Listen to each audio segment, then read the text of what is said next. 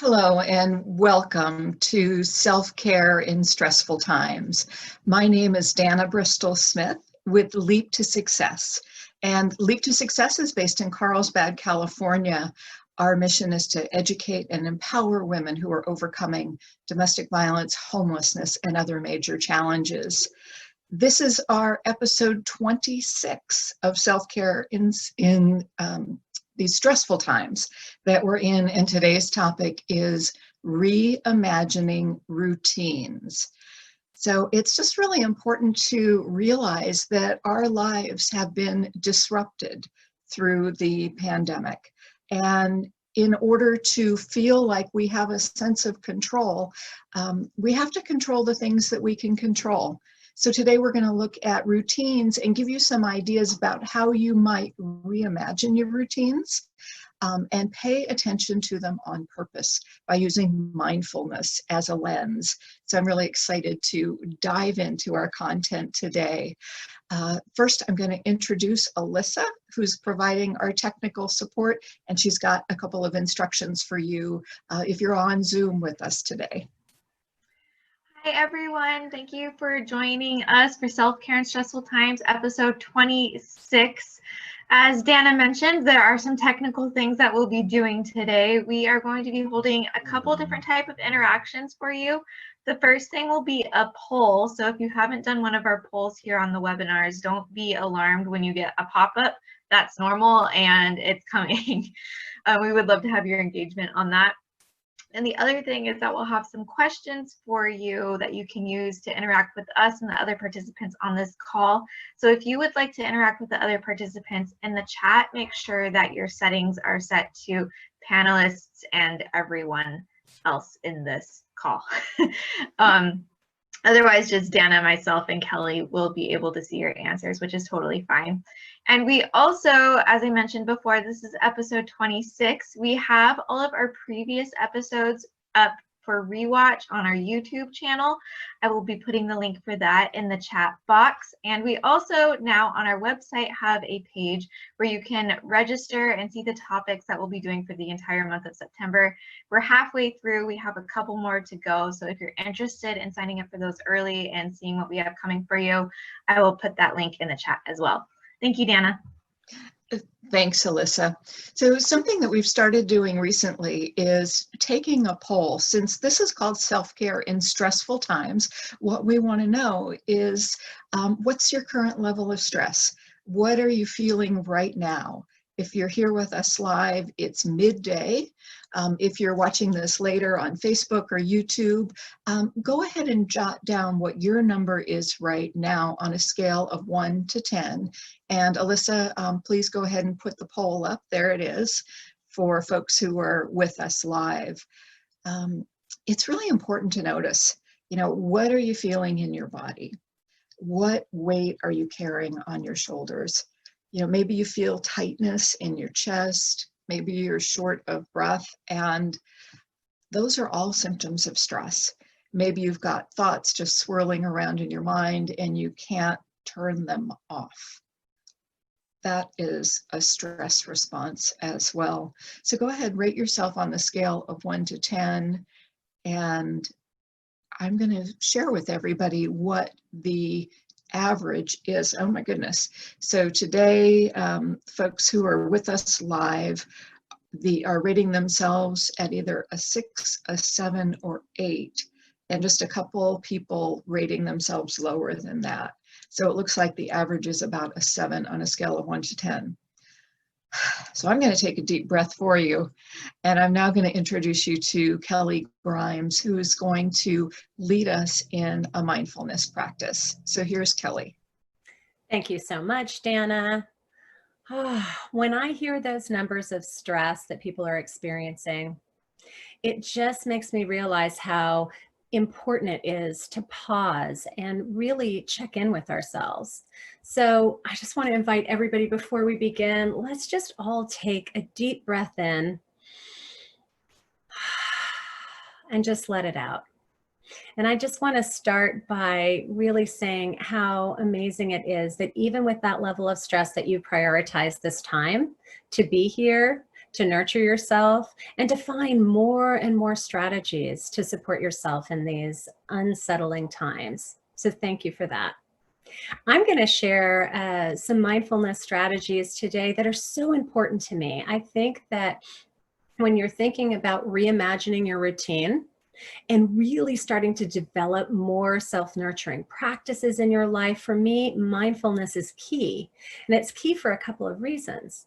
One, because it really allows us to pay attention and tune in. And the other is because it is a way to pause in an intentional, loving, and compassionate way for ourselves throughout the day. So I have it added into quite a few parts of my routine, my morning routine, maybe an hourly routine of pausing and breathing intentionally, and then into my evening routine. So I want to invite you now just to settle in and close your eyes or soften them down and give yourself permission just to arrive where you're seated. Feel the support of the chair underneath you. And then let's take 3 deep body breaths in and out. And all you have to pay attention to in this moment is your breath going in and out.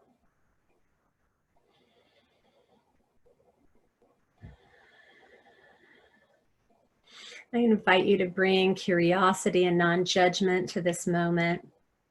And let's bring your awareness to your body. See if you're holding any tension or tightness anywhere.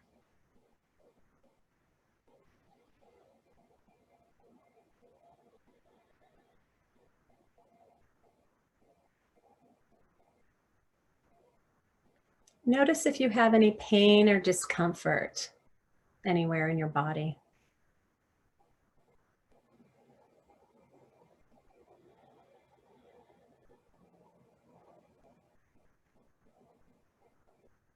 And pause to ask yourself the question, what could be something nurturing that you could do for yourself in this moment to support your body? Maybe it is that you could relax your shoulders down. Maybe you found that they were really tight, so you could just invite kind of a relaxation. Maybe if you have pain somewhere, you can breathe in some love and compassion to that area. Just noticing in this moment, what would support your body? On your next exhale, I invite you to release awareness of your body now and come back to your breath.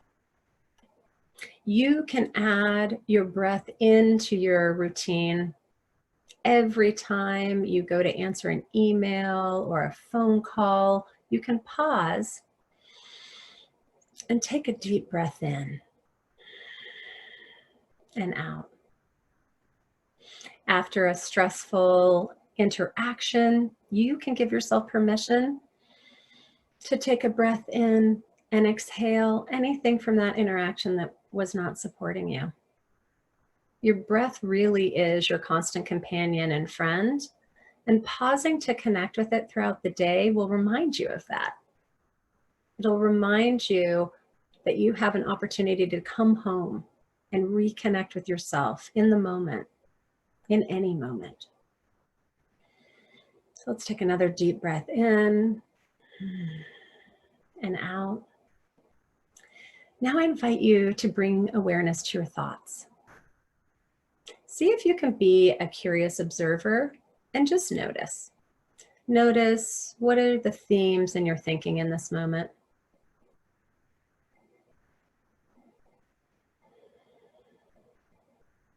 If you find yourself caught up in thoughts of anxiety or worry, perhaps you're having a thought of regret, or maybe planning for the next moment, what would be an inspiring and uplifting thought that you could add in right now? Maybe it's an affirmation. I am worthy. Maybe it is more like a mantra, like I breathe in peace, I breathe out calm. Noticing what our thoughts are doing gives us choice. It allows us to reflect on what we want to feed. And if there are thoughts that are moving us to more stress and anxiety, we can pause them and we can invite in something else. Now I invite you to release awareness of your thoughts. Just come back to this moment. Feeling your feet on the ground, knowing that you are here present. Place your hand on your heart. Acknowledge yourself for something that you are grateful for in this moment. Breathe into that sense of gratitude. Gratitude for being alive. Gratitude for having choices. Gratitude for prioritizing yourself. And on our last few breaths together, know that you are empowered to bring these practices into your daily routines. That whatever part of this arrival technique has been useful to you, you can include it so that you have more support and strategies to feel empowered and confident and using your energy on something you have control over versus what you don't. Let's take one more breath in and out, and I invite you to open your eyes now. And just know that we have seen such a beautiful impact of these mindfulness practices with our participants of all of our Leap to Success programs. We've added pausing and doing some mindfulness, some grounding and centering practice before everything that we do.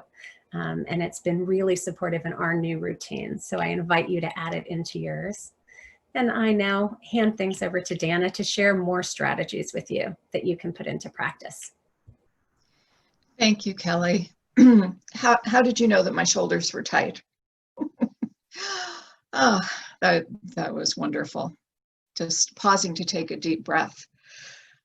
That's something that we have control over. And in terms of creating new routines for ourselves, I'd really like for you to think about your routines in terms of activities that you do on purpose. And that's using the lens of mindfulness, which simply means paying attention on purpose. Just like you paid attention to your body sitting in the chair, your thoughts, these are all mindfulness practices that really help us throughout the day. In our last episode, we explored some strategies for dealing with loss and disappointment that we've experienced as the result of the pandemic. But today we're going to look at reimagining routines to better support us and help us navigate through these challenging times. Routines allow us to stay grounded, especially in the midst of a storm like we're experiencing now with the pandemic. They highlight to us what's important when we make conscious choices about them, or when we reflect and look at the routines that we've had in the past.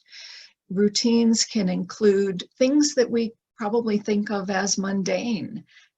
What time we wake up in the morning, what time we go to bed, our meals, our activities, and the tasks that we do on a regular basis.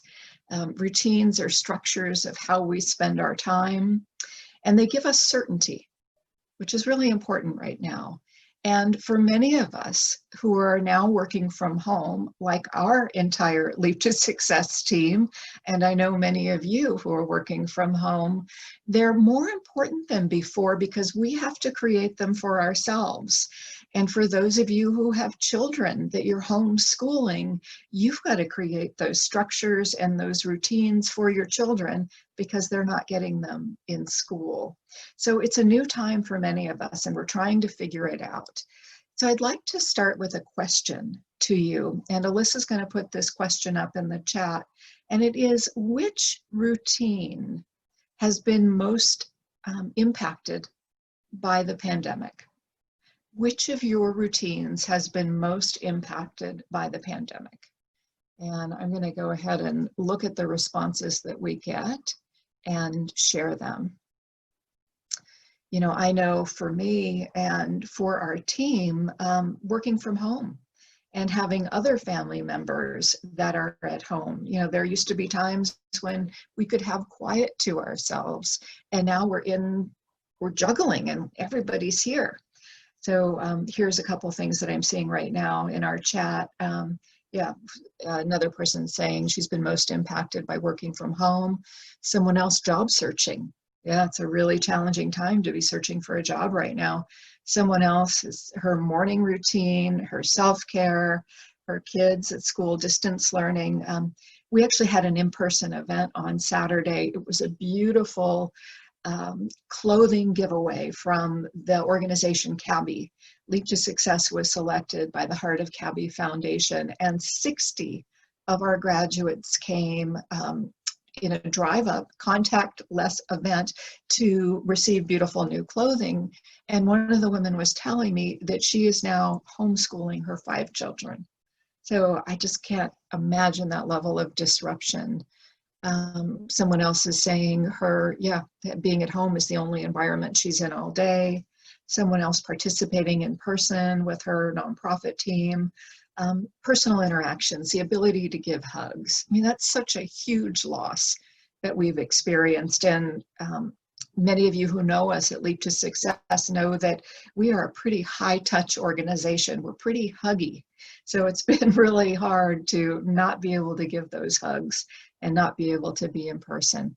Yeah, others are saying lack of social interaction. Someone else is saying the in-person recovery and support groups. Yeah, those are all impacted. Visiting our family, our parents. Yeah, so many disruptions that we've experienced. So let's go back to the idea. And first, take a breath. Because it's hard to think about all those things, and sadness comes up, and grief, or all those things that we've lost. So let's shift our focus right now and think about some of the things that we can control. And I'd like to invite you to look at your day's activities through the lens of mindfulness. So I'm going to ask you some questions, and these are just for you to answer for yourself. Do you have a morning routine or ritual?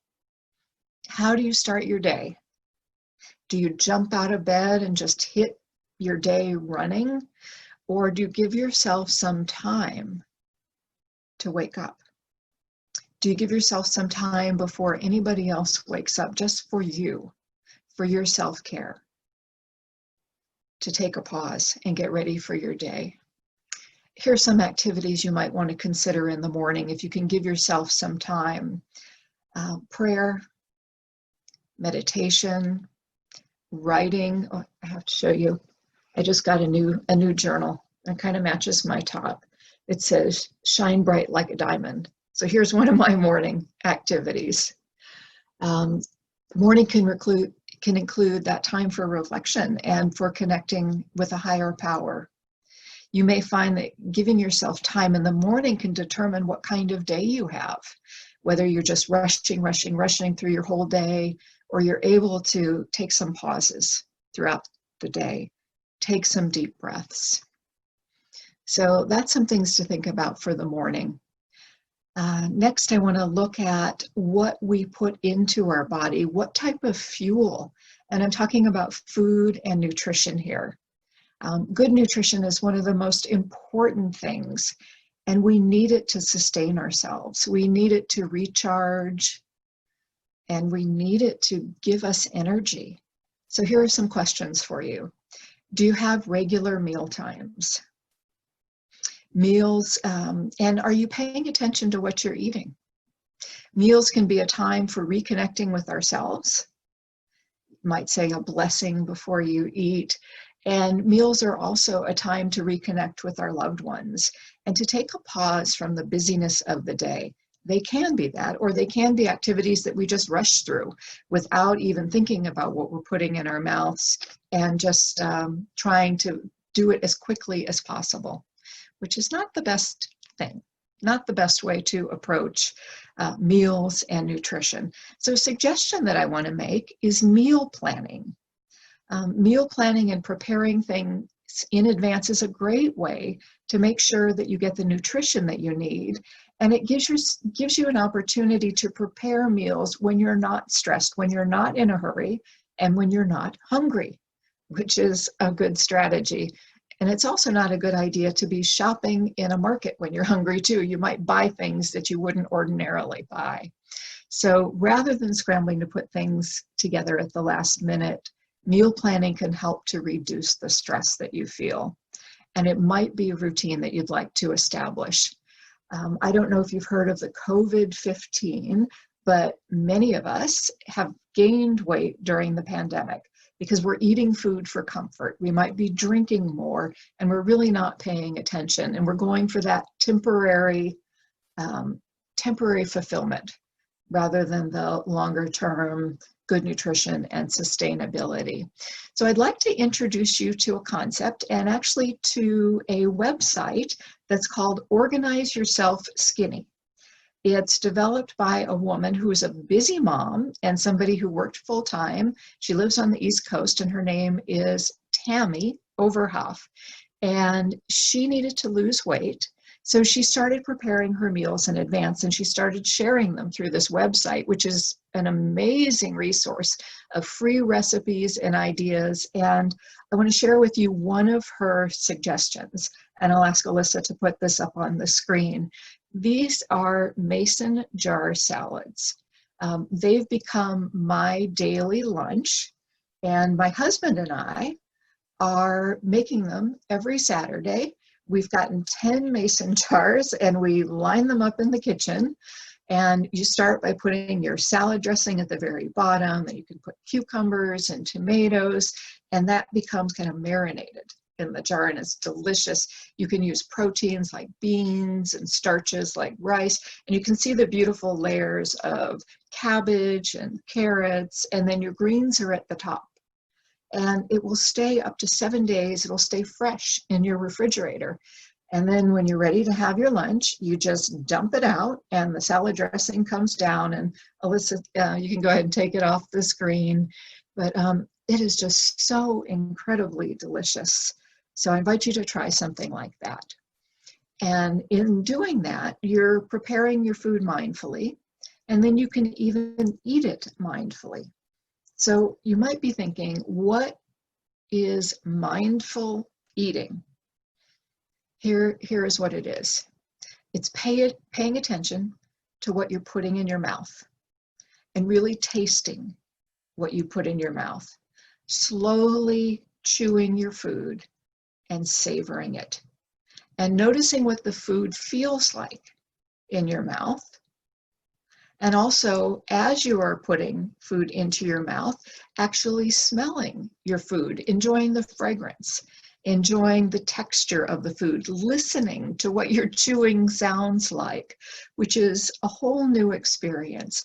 What this will do is slow you down.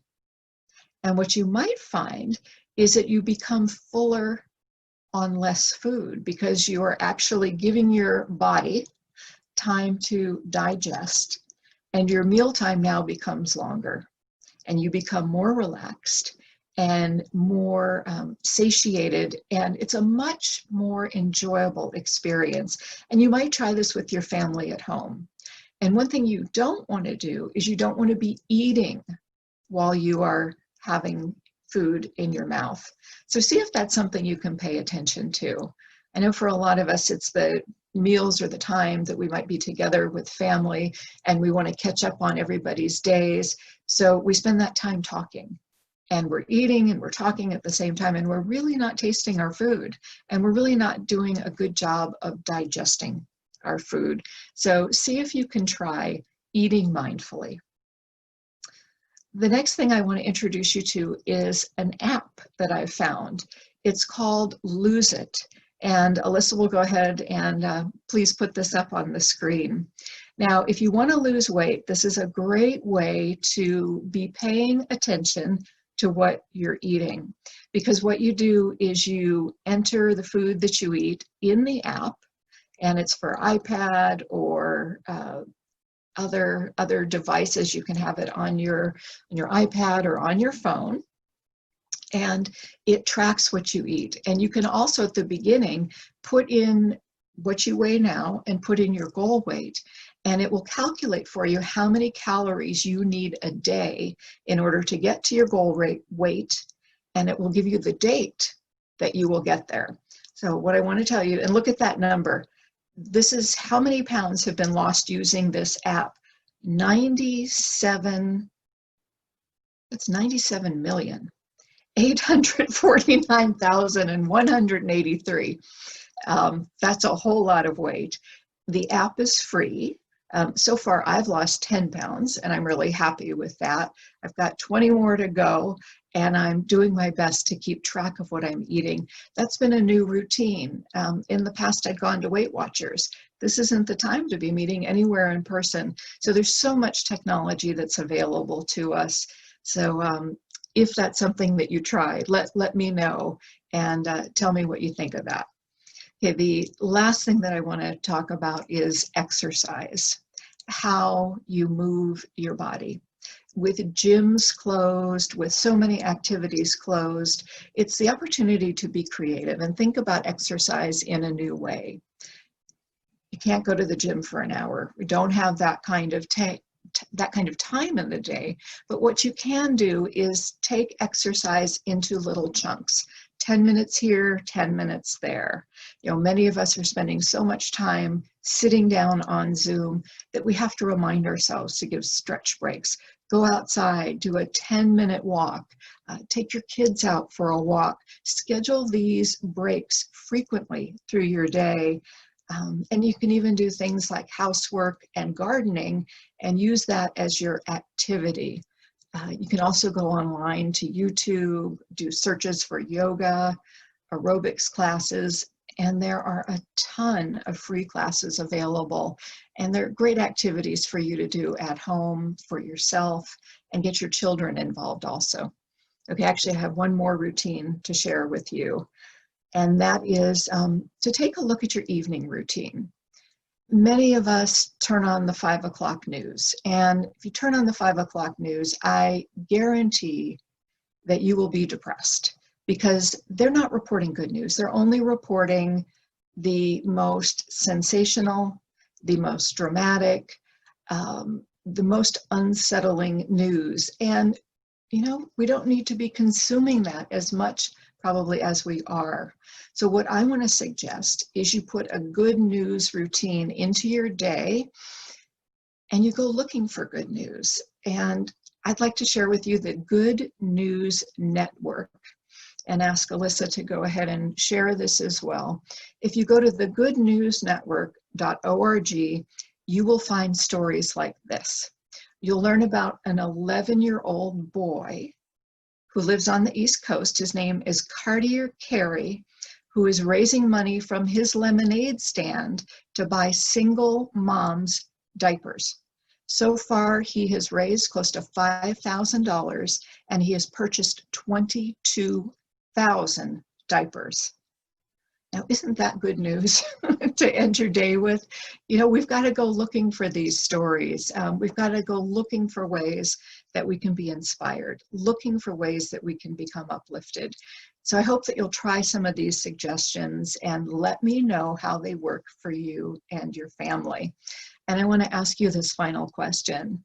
What is a new routine that you can incorporate into your day? And I'd love for you to share it in the chat, and we'll go ahead and read a few of these out loud. Thank you. Yeah, I'm excited to see what you are going to share. So I'm opening up my chat here to see what you've got. Again, the question, what is a new routine that you can incorporate in your day? Here's someone saying, take a walk around the block once a day. Yeah, that's a really, really good one. We've got to get out of our homes. We really do. And especially when we've got the weather that we can do it, that we can be outside. Someone else is saying deep breathing frequently throughout the day. Now, that's a really good one. And if you can think about transitioning from one activity to the next and take a few deep breaths as your transition, that will really help clear your head and make your body feel good. Another person saying getting outside. Someone else is saying look for the good news. Yeah, we really do have to look for it.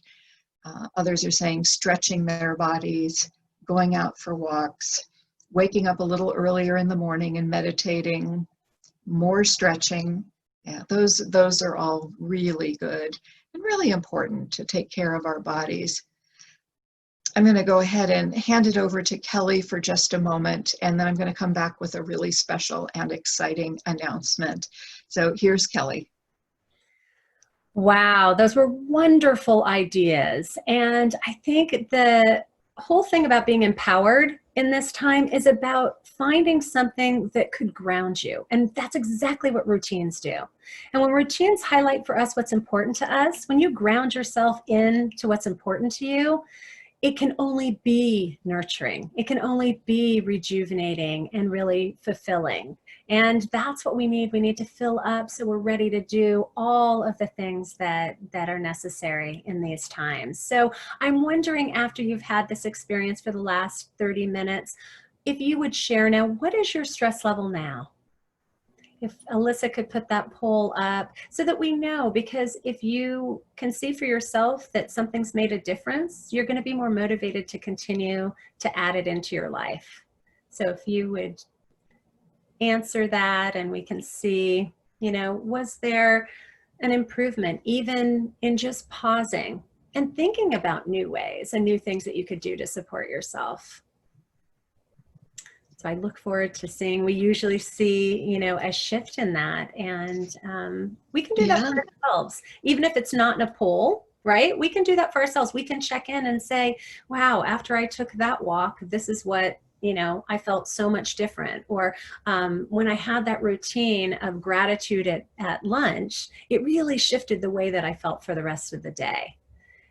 So it looks like we had a shift in some. We have the majority at about a 5, but many more than we had before, from the, you know, all the way down to 1, from 4 to 1. So like with everything, good. It's so good to reinforce that for ourselves. And just to know, I love this quote I want to leave you with from Katie Reed. She says, self-care is about giving the world the best of you instead of what's left of you. And we know that you've got tools, and we hope that you'll incorporate them this week and feel the empowerment and the nurturing that will come from that. So thank you. Yeah, thank you, Kelly, for that. And I want to invite you all to join us next week, because it's going to be a really special day. It's Kelly's birthday. The topic is new beginnings, and it is also the launch of Kelly's book. So we will be celebrating that. And Kelly's book is called The Art of Self-Nurturing, a field guide to living with more peace, joy, and meaning. And that will be the first day that the book will be available. So we'll give you the link. So if you'd like, you can purchase it, and you can buy copies for friends as well. And give the gift of self-nurturing. Give the gift of self-care. We all need it now more than ever. Thank you for being part of our community. Thank you for investing in yourself, to give yourself the care that you need so that you can be there for others. I look forward to seeing you next week. Be well, my friends. Thank you. Bye.